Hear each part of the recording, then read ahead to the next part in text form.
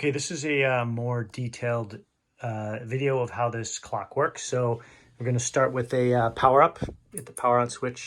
And the first thing it's going to do is go into calibration mode. So there are 25 Arduinos in here, 48 motors, and each of these clock segments has two motors, and it has two opto detectors that, magnet detectors that detect magnet pickups on the back of the gears. So that was calibration mode that we just saw. All of the clocks calibrated, and now it reads the time off the real-time clocks.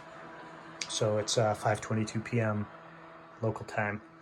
And this clock has the capability to adjust for time zones or daylight savings time. So there are two buttons under here that allow us to change it. So if you click it once, the clock will go and display the current time. It's 5:23 now. And then if you click it again, we can change digits. So now it's 4. I'll put it back to 5:22.